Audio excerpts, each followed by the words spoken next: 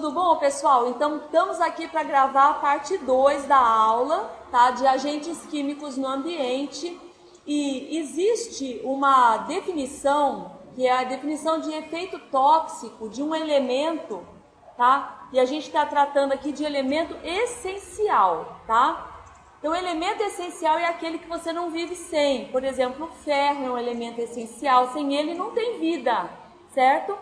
Né? Potássio é um elemento essencial. Tem vários elementos que são essenciais, mas a gente tem que lembrar que mesmo os elementos essenciais, eles podem estar na faixa da deficiência, a faixa saudável ou a faixa tóxica, tá? Então, excesso de ferro também faz mal, tá? Excesso de algum elementozinho aí, vamos falar magnésio, né? Sódio, também faz mal. Tudo isso vai fazer mal. E os não essenciais, que tem alguns que o organismo, na verdade, não precisa deles, mas eles entram como contaminantes, tá? E é muito frequente acontecer isso, por exemplo, quando você planta uma verdura num lugar contaminado, tem o solo contaminado com diversos metais pesados, por exemplo, a sua verdura, o seu alimento pode também ficar contaminado, tá? E isso é porque tem um elemento que não é essencial, que passou a ser absorvido pela planta e que aí está agora fazendo parte da sua alimentação. Você tem uma faixa de tolerância, tá? Por exemplo, mercúrio, tem uma faixa que é tolerável. Depois, se passou daquela faixa, como nós vimos, né, naquele caso lá no Japão de contaminação de mercúrio, passando a ser tóxico ou até mesmo letal, tá bom? Tranquilo? Bom, então vamos ver aqui, né? Existe uma máxima, essa máxima é o princípio da dose de Paracelsus, tá? Que diz que todas as substâncias são venenosas. A dose correta diferencia o veneno do remédio. E é um fato mesmo, né? Então, aqui só para a gente fazer um paralelo entre o arsênio, o sal e o açúcar, tá? Então, aqui, né, o arsênio, por exemplo, 2 gramas de arsênio pode levar à morte. O sal, 300 gramas, e o açúcar, 1 quilo, né, podendo levar à morte. E eu vou falar um pouquinho hoje para vocês de um assunto super interessante, na verdade o assunto mais interessante, na minha opinião, dessa parte de contaminantes ambientais, que é a questão da poluição com interferentes endócrinos. Quando a gente fala interferente endócrino, a gente deve imaginar que interfere com o quê? Com os hormônios, de alguma forma está interferindo com os hormônios ou com as glândulas endócrinas, né? E é uma fonte muito importante de poluição hoje, tá? Então, gente, na verdade, os interferentes endócrinos são moléculas que mimetizam os hormônios, ou de maneira a imitar o seu efeito, ou de maneira a bloquear o seu efeito. Tá? São 2 maneiras.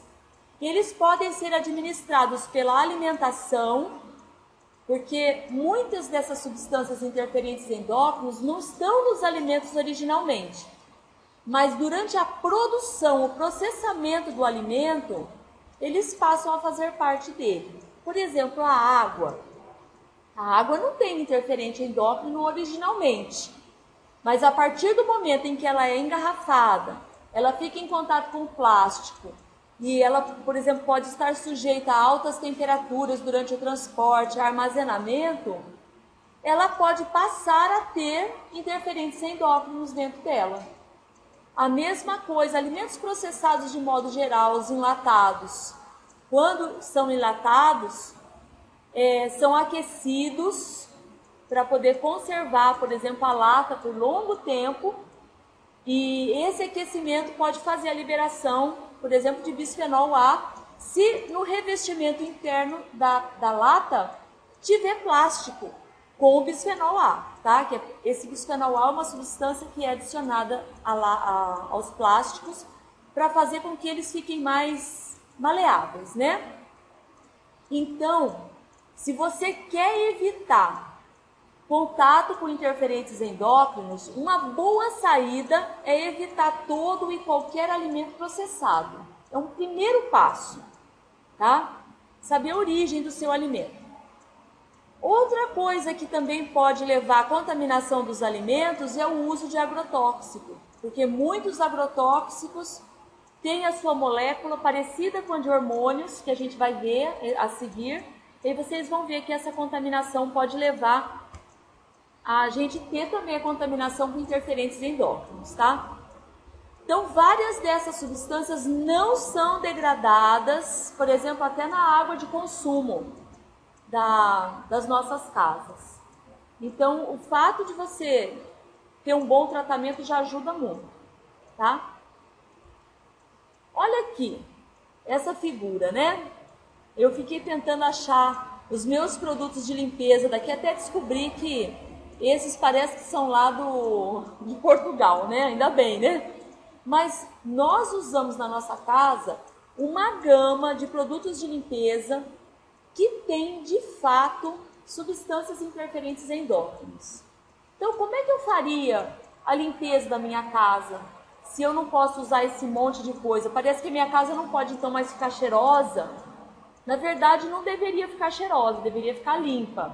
Ela deveria ser varrida, ser passado um pano com água e sabão, por exemplo. É uma maneira boa de limpar a casa. E um outro pano para secar, né? Um pouquinho de álcool dá para usar. Tem coisas que a gente acaba usando que são extremamente agressivas para a nossa saúde e também para o meio ambiente. Então, uma das coisas, o cloro. A gente não adora jogar um cloro no banheiro e, de fato, né, é um excelente produto para matar fungos e bactérias. Mas a gente, então, deveria usar com mais moderação, tá? Porque o cloro, ele não vai sumir do ambiente. Então, diminuir o cloro. A gente tem que ter atitudes, pessoal, que seja ecologicamente correta. Não só para a nossa saúde, mas para a saúde dessa mãe terra que nós temos, né?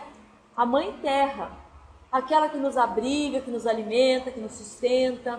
Pensar um pouquinho nela, né? Uma atitude também que a gente sempre fala nas nossas aulas é a diminuição do consumo de carne e leite. Também é ecologicamente correto diminuir carne e leite, sem contar da questão dos nossos bichinhos tão amados, né? Bom, então aqui a questão dos produtos de limpeza é uma questão muito séria. Aqui, inclusive, está mostrando aqui esses panos descartáveis, né? Essas coisas são para gerar lixo. A gente não aproveita mais, às vezes, um pedacinho de toalha que está velha. A gente acaba usando essas coisas que são descartáveis, né?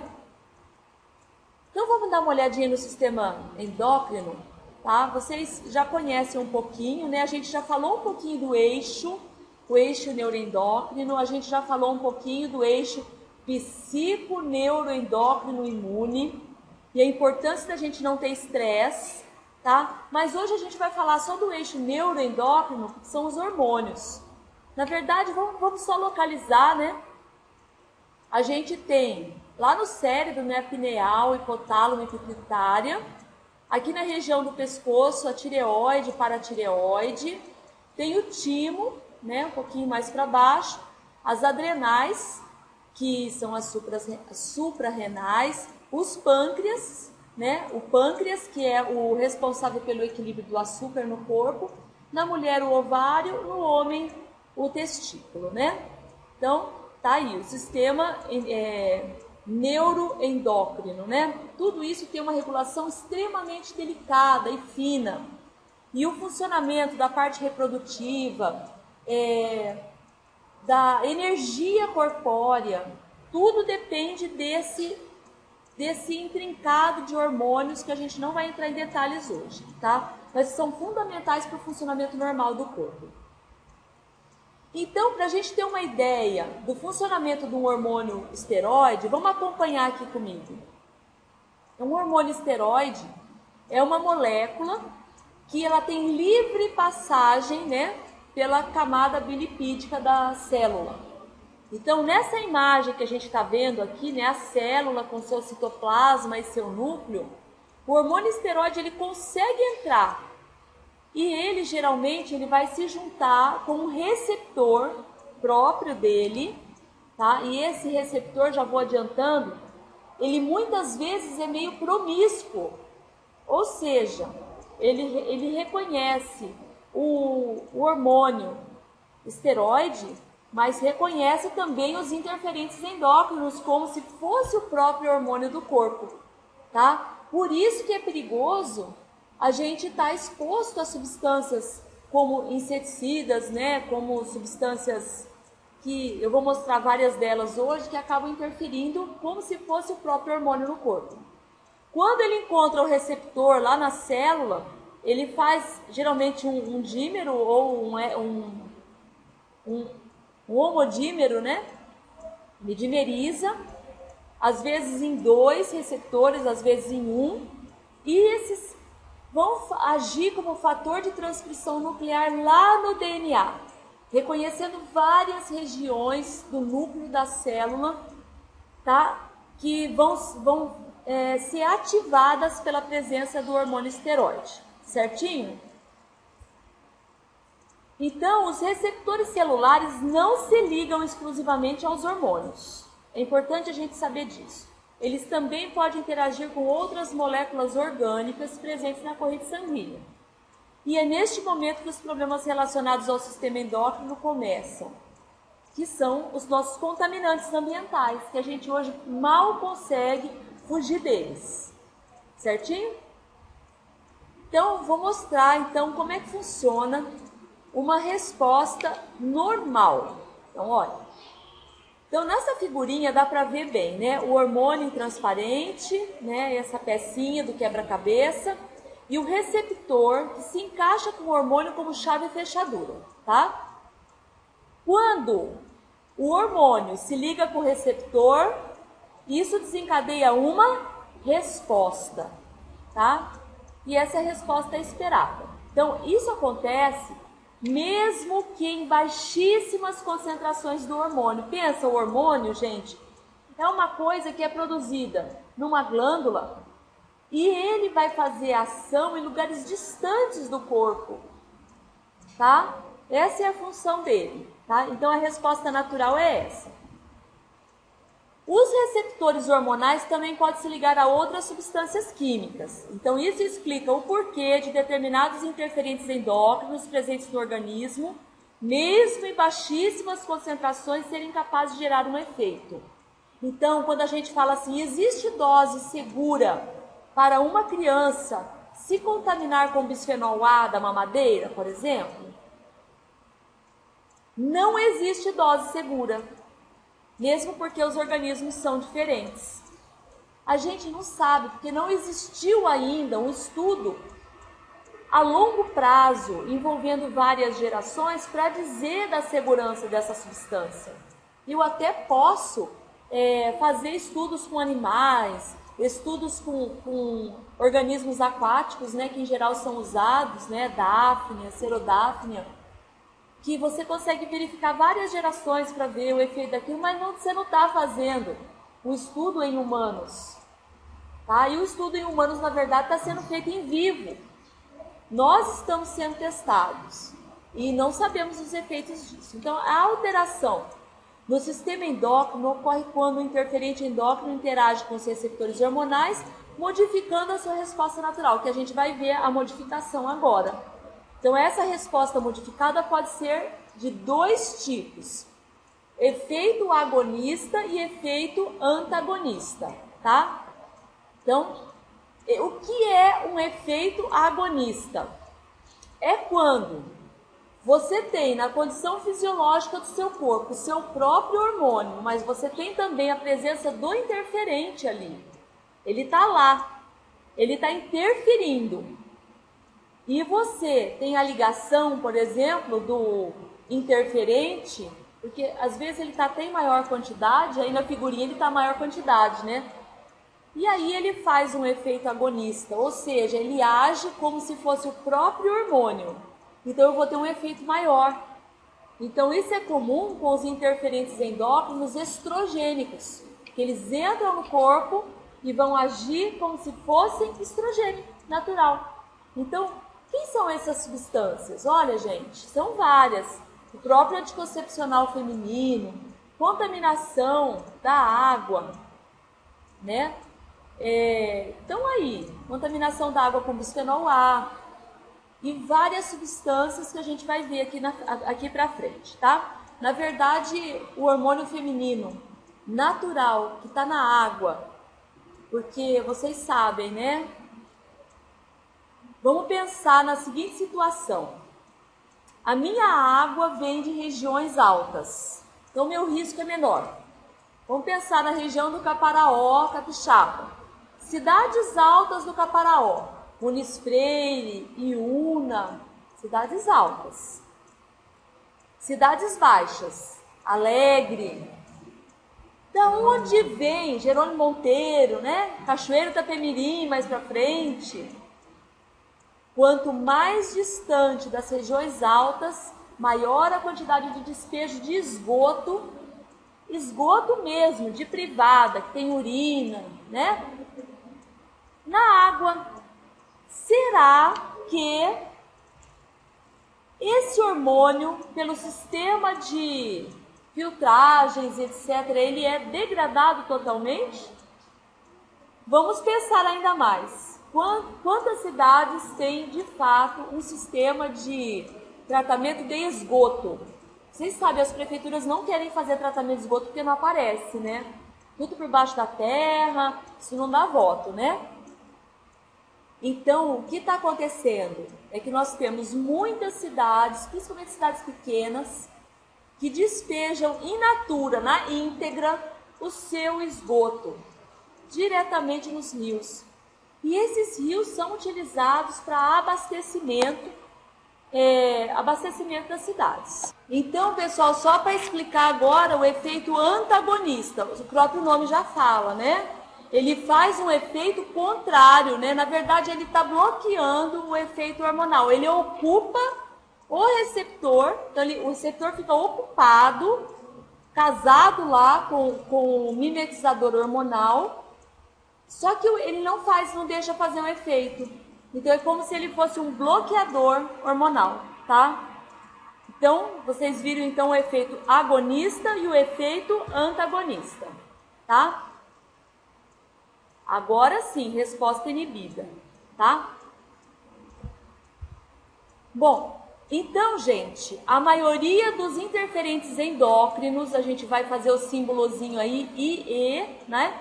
São moléculas pequenas que possuem a capacidade de mimetizar ou de forma agonista ou de forma antagonista alguns hormônios esteroidais ou da tireoide, comprometendo os processos reprodutivos, de desenvolvimento e de manutenção da homeostase celular. Então, quer dizer que eles têm uma atuação extremamente grande no corpo e abrangente. Lembrando que não existe dose segura, tá? Não existe dose segura e a gente está envolvido com isso até o pescoço. Então, vamos dar uma olhadinha em algumas classes de hormônios interferentes endócrinos, tá? Então, a primeira classe são os hormônios naturais, que são os estrogênios, as progesteronas e a testosterona. São hormônios naturais, tá? A segunda classe, que pouca gente conhece, eu vou apresentar para vocês agora, são os fitoestrogênios, que são substâncias contidas em algumas plantas, por exemplo, a soja, que tem a isoflavona, tá? Vocês sabem, né? A soja, ela tem isoflavona. E tem gente que até come bastante soja porque vai entrar na menopausa, para atrasar a menopausa. E, na verdade, a soja hoje tem estudos que falam que não é todo mundo que tem o mesmo benefício da soja, tá? Eu vou explicar aqui para frente. A terceira classe são substâncias sintéticas. Então, são os hormônios sintéticos dos contraceptivos orais ou aditivos da alimentação animal. Ou seja, vai para o boi É o hormônio que vai para o boi e depois vai para a carne. Então, mais uma vez aqui, eu vou fazer a apologia de não comer a carne, né? Por quê? É complicado essa questão, porque na verdade o hormônio é para o boi ficar com a carne molinha e inchada, né? Para ele ganhar peso, mas ele acaba indo para a gente. Então, voltando aqui, olha, gente, os exemplos estão aqui embaixo.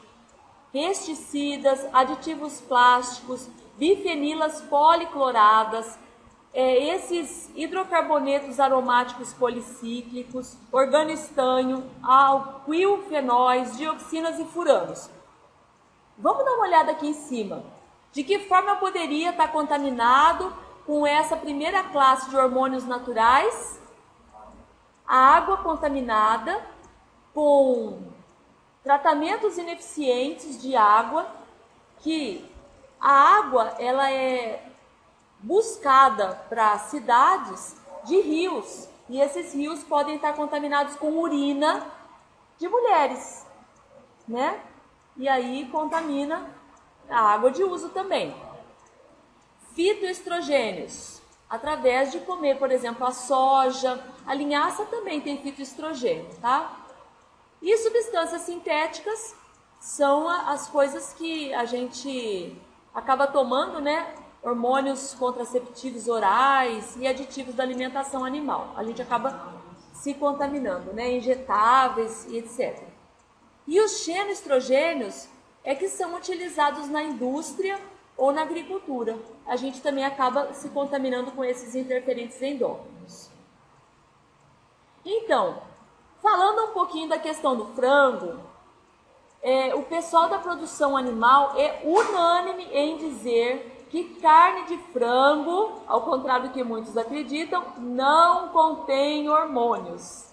Tá? É porque existe um mito realmente de que a carne do frango ela tem hormônio. E isso é reforçado em muitas pessoas pelo fato de que em 45 dias aquele franguinho que era só um pintinho já virá pronto para o abate. A gente fala, na minha casa eu não consigo isso, como é que eu consigo lá na granja de criação? Na verdade, não tem hormônio, mas contém antibióticos que dão uma boa controlada nessa flora bacteriana intestinal do frango, evitando a perda de peso. Por isso ele ganha tanto peso.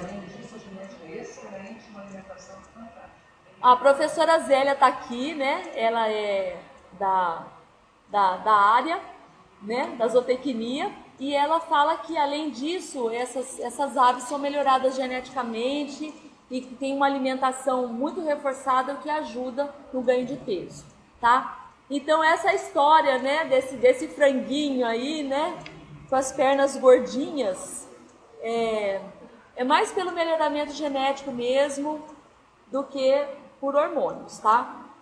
Porque dizem que nem seria viável, pela rapidez da produção do frango, nem seria viável aplicar hormônios, tá?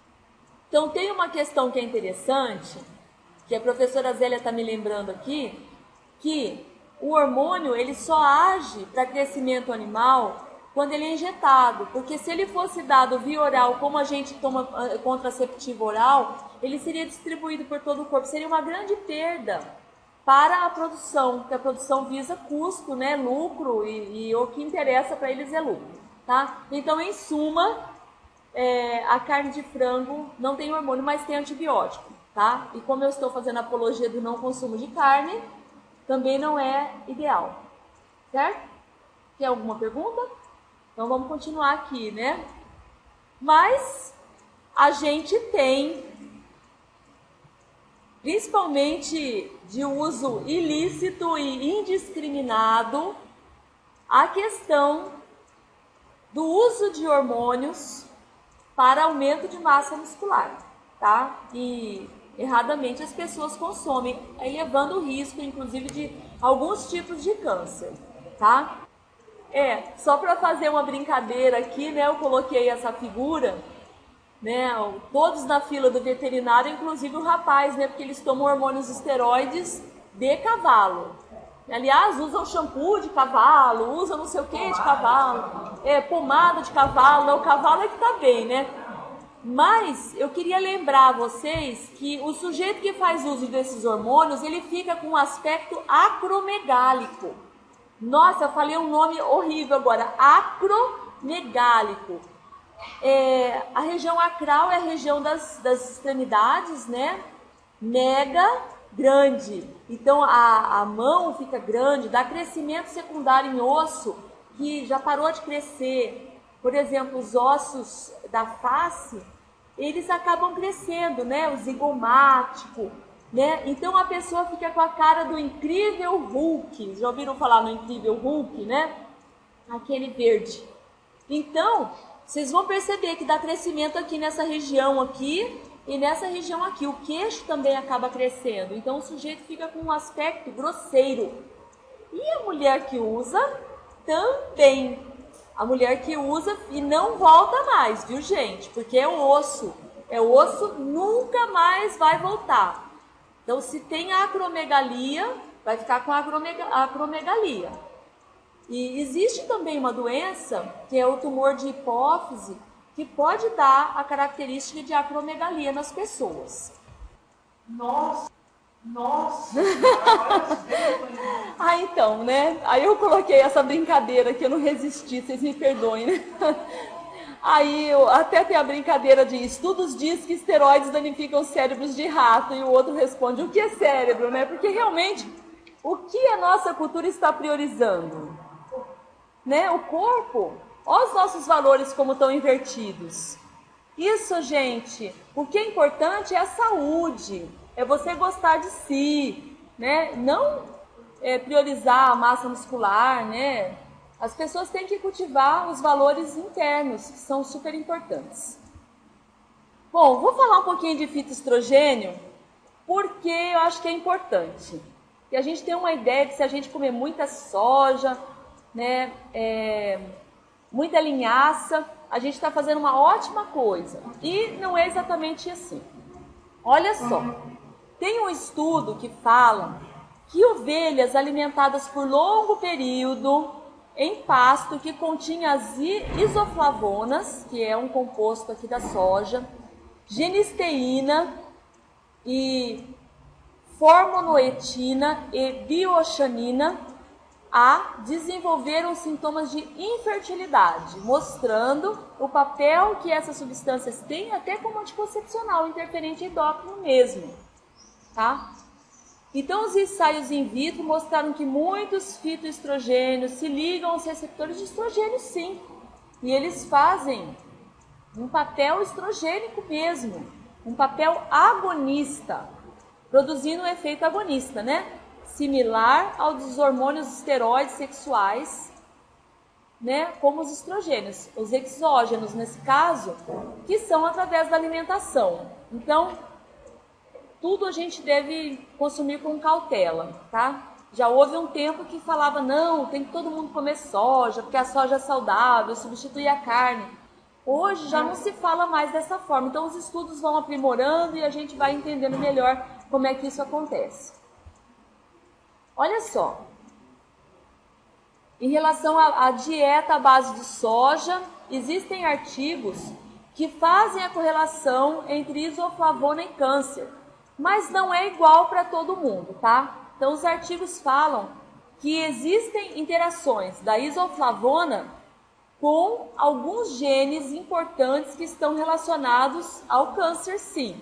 O MDM2, que eu estou citando aí, é o gene que faz a proteína que controla o P53, a proteína P53. Na verdade, a expressão gênica do gene TP53 depende dessa proteína MDM2. E eu coloquei aqui também uma CYP, que é a CYP1B1. Essa CYP é de uma família de proteínas microsomais que estão no retículo endoplasmático liso, que tem atuação principalmente no fígado, que são responsáveis por biotransformação de medicamentos, hormônios, poluentes, tudo quanto é coisa no nosso corpo, tá? E nesse caso, essa CYP1B1, ela faz a biotransformação de hormônios. Então, toda essa questão depende dessas proteínas que eu falei aqui. E elas são altamente polimórficas, ou seja, muito variáveis nas populações, tá? Olha aqui, agora eu já vou falar um pouco de poluição mesmo ambiental, né? E o peixe, coitadinho, sempre ele é vítima.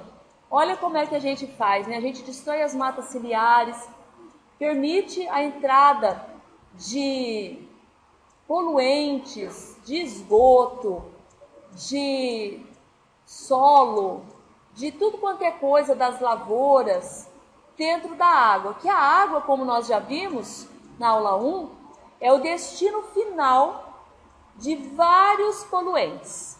Mas existe um poluente aqui, que é o beta-citosterol, que é encontrado em óleos vegetais, legumes e na madeira, e em descarga, efluentes provenientes dessas indústrias, tá? De óleo, polpa de papel.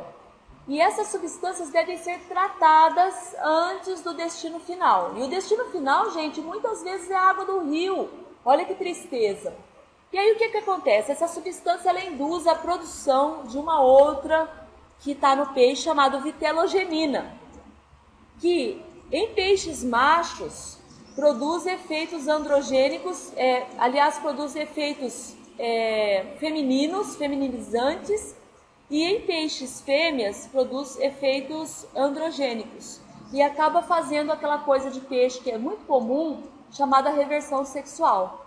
Tá? Pode haver, principalmente em fêmeas, desenvolvimento de órgãos reprodutivos masculinos. Se vocês olharem aqui a molécula do beta-citosterol, vocês vão ver que tem uns anéis. E esses dois primeiros anéis embaixo, essa é a parte da molécula que age como interferente endócrino. E a gente vai mostrar como é que isso acontece. Tá? Vocês vão ver que todas as moléculas que eu vou mostrar daqui para frente tem essa região, vocês estão vendo? Embaixo na molécula tem esses dois anéis aí. E a gente vai mostrar que todas elas são assim, tá? Então, esse também é um fitoestrogênio, porque ele está presente nos óleos vegetais, efluentes da madeira, indústria de polpa e de papel, polpa de tomate, tá? Tem isso daí. Olha aqui, todas as moléculas têm esses dois anéis, eu falei isso para vocês, né? São interferentes endócrinos, substâncias plastificantes. Eu coloquei duas aqui, fitalato na molécula A e o bisfenol A na molécula B. Fitalato, onde é que a gente encontra? Nos plastificantes. Spray para conservar o cabelo durinho. Antigamente a mulherada usava, né? A mulherada adorava ter o cabelo parecendo uma armadura de arame, né? E passava spray, laque, o famoso laque. Na verdade tem uma substância, que é o fitalato, que é um secante, um plastificante. Também está presente, sabe onde? Nos esmaltes de unha. Tá? Os esmaltes de unha costumam ter fitalatos para poder ficar plastificado rapidamente. É um verniz, né? E o bisfenol A está amplamente difundido hoje nas garrafas de água, nas embalagens de alimento, nos enlatados e tudo qualquer coisa tem esse bisfenol A, tá? E a gente vai falar um monte, vou explicar para vocês. Quando ele é aquecido, ele é mais amplamente liberado, mas ele pode ser liberado não aquecido também. O processo de congelamento e descongelamento libera bisfenol, não é aquecimento. Você pega a embalagem de margarina, coloca feijão, tampa, põe no congelador. Quando você vai descongelar, mesmo que não seja por aquecimento, ele também libera bisfenol. E entre os conteúdos, o que mais absorve bisfenol, adivinha o que é? Carnes enlatadas. Atum, sardinha, é o que mais... O pior é a gente passa do processamento para a população no final da produção. E autoclave tem muito mais bisfenol.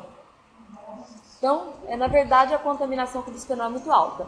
Então, vou voltar aqui à aula, olha. Então, na produção de plástico, a adição do bisfenol A torna o plástico mais maleável. E entre 1980 e 2000 a produção de bisfenol A cresceu em 500%, quer dizer, muito. E hoje é um componente onipresente em plásticos produzidos a partir de uma coisa chamada policarbonato transparente. E a partir de 2010 começaram a perceber que o bisfenol A podia dar problema, tá? Então olha que sério. Aí, no mundo inteiro, questionaram a presença do bisfenol A, principalmente nas mamadeiras. E o bisfenol A das mamadeiras foi banido. Porém, claro que sempre tem alguma coisa. A gente viu artigos esse ano mostrando que ao invés de usar bisfenol A, estão usando o bisfenol E. E o bisfenol E parece ser 5 vezes mais potente que o bisfenol A. Então, melhor seria usar uma madeira de vidro. De vidro. Nem existe mais, é uma coisa isso, né? Então, tem que ser livre de qualquer bisfenol. Bisfenol A, bisfenol E, tá? A látex não tem, na chupeta não tem, é látex, tá? O bico da chupeta, daquela chupeta de borracha, aquela mamadeira transparente, não sei se tem bisfenol no bico, mas na chupeta é silicone, né? Mas a chupeta eu sei que não tem porque é látex. Olha, pessoal, então tem aqui um artigo, olha, de 2000, quer dizer, bem antigo já, falando que o bisfenol A é um xenoestrogênio, tá? Mostrando aqui, é um artigo até do Serviço de Endocrinologia do Hospital das Clínicas de Porto Alegre, né, brasileiro, tá? Olha aqui o bisfenol A, a gente vai comparar ele com algumas coisas aqui, né? Então, a primeira molécula é o bisfenol A, a segunda, o estradiol, né? Que é um componente natural até do nosso corpo. Aqui embaixo, o tamoxifeno, que é um medicamento usado para controle do câncer de mama em mulheres que são receptoras positivas, receptor de estrógeno positivo. E a última molécula aqui é o dietilbestrol, tá? Então, a professora Zélia está falando aqui que o dietilbestrol, ele é geralmente comprado no Paraguai, injetado em bovinos para aumentar a gordura dos animais, aumentar o peso e para dar acabamento na carne, como se fosse assim, depois na hora do corte, tem maior valor comercial, tá?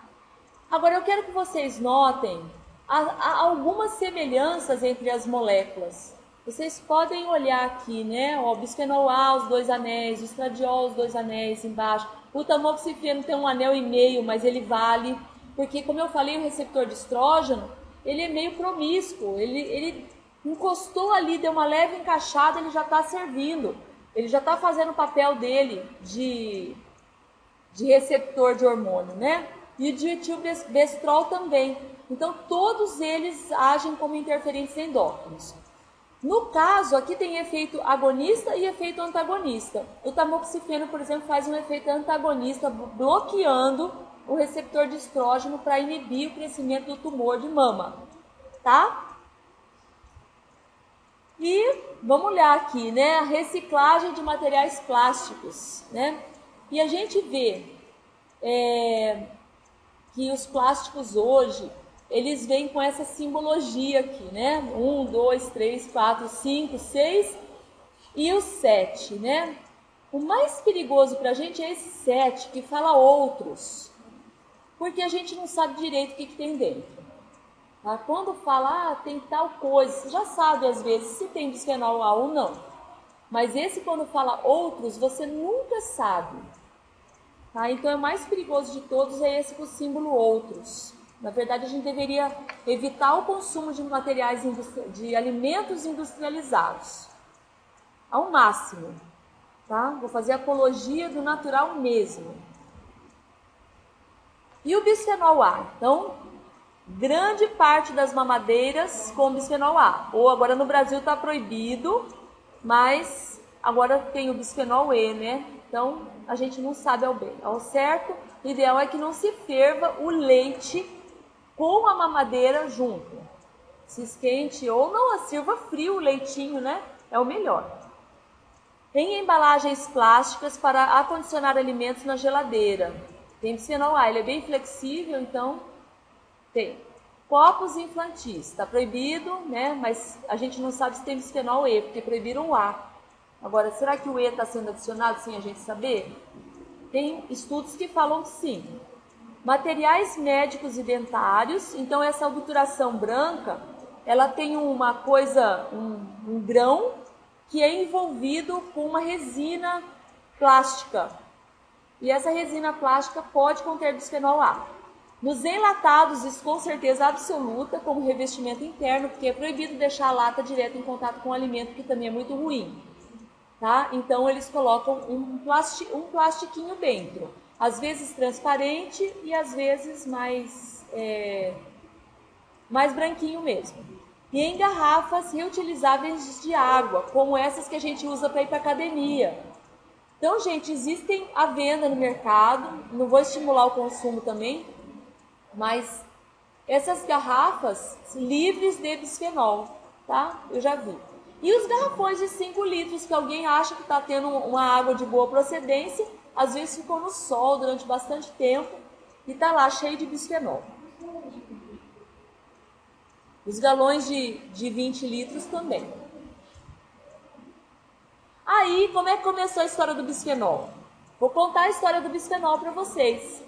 Olha só, eles estavam fazendo culturas, acho que de levedura. Deixa eu confirmar aqui. Isso, culturas de levedura. Só que eles autoclavavam tudo para poder fazer essas culturas. E aí perceberam que os tubos em que eles estavam trabalhando, eles liberavam bisfenol A, mas na verdade eles acharam que a levedura tinha uma proteína com atividade ligadora de estrogênio. Olha só, eles acharam que era da levedura e na verdade era dos frascos onde eles cultivavam as leveduras. Tá? E esses plásticos que eles usavam de cultivo, que eram autoclavados, eram frascos de policarbonato. Aí, toda a substância que era identificada, né, elas eram detectadas, por exemplo, em água autoclavada. Então, já me imaginou essa ervilha de lata que a gente está consumindo? Palmito, não, palmito até que é menos, só tem na tampa, né? Mas vários, né, várias embalagens, milho. E as carnes enlatadas, né, que acabam tendo um monte de bisfenol A, tá? Então, enfim... Aí falaram de uma tal de dose mínima, mas o artigo recente que eu li agora diz que não tem dose mínima nada, tá? Que nenhuma dose é segura para bisfenol. Continuando aqui. Existe uma classe de interferentes endócrinos que são vários hidrocarbonetos policíclicos aromáticos, tá? São vários anéis aromáticos e a gente vai ver quais são, né? Eles são chamados de HPA. São classes de compostos orgânicos que apresentam 2 ou mais anéis aromáticos conjugados. Eles podem, por exemplo, estar naturalmente ocorrer, esses HPAs, como quando a gente tem um incêndio numa floresta, uma queimada que aconteceu, né? Ou de erupção vulcânica, afloramento de petróleo, etc. Ou antrópicas pela ação do homem, pela combustão da biomassa e combustíveis fósseis, queima de plantações ou emissões automotivas, tá? Vou mostrar para vocês aqui. Então, tem aqui HPAs mostrados aqui. O A é o naftaleno, o B é o benzoantraceno e o C é o benzoapireno. Olha, o benzoapireno, que é o mais conhecido e o mais estudado, ele é produto da queima do cigarro, ele é produto da queima da maconha e ele está inclusive na carne queimada, benzopireno, e o benzoantraceno também, combustão incompleta de madeiras. Então, quem gosta de botar um foguinho, né, tem benzoantraceno. Tá? E o naftaleno, que é um princípio ativo que está também na naftalina. Todos eles têm aí os 2 anéis aromáticos para encostar no receptor de estrogênio e fazer papel de estrogênio, tá bom? Aí tem uma outra coisa que também é interferente endócrino, que está proibida desde 1977 nos Estados Unidos, que são as bifenilas policloradas. Vocês vão encontrar também como bifenilas policlorinadas. Na verdade, são moléculas criadas pela empresa Monsanto, tá, em 1929. Elas têm uma propriedade muito boa, que é de não serem inflamáveis, ou seja, não pegam fogo. Elas possuem resistência elétrica elevada, são estáveis a temperatura e pressão elevada. Então, elas foram criadas para ser fluidos diversos, hidráulicos, de sistema de transferência de calor, e até como pigmentos e refrigerantes, em motores elétricos, em tudo quanto é coisa elas foram usadas, até que elas descobriram que elas são perigosas para a saúde, né? Então, ela tem toxicidade elevada, então elas foram proibidas. Então, tem vários átomos de cloro nessa molécula e por isso que elas são chamadas de bifenilas policloradas. Então, ela pode variar de 1 a 10 átomos de cloro nela, tá bom? E todas essas moléculas são persistentes no ambiente e são altamente tóxicas. Olha aqui a estrutura geral dela, né? Esses cloros podendo variar até 10 cloros. A estrutura geral tem esses 2 anéis. O que vocês estão lembrando ao ver esses anéis?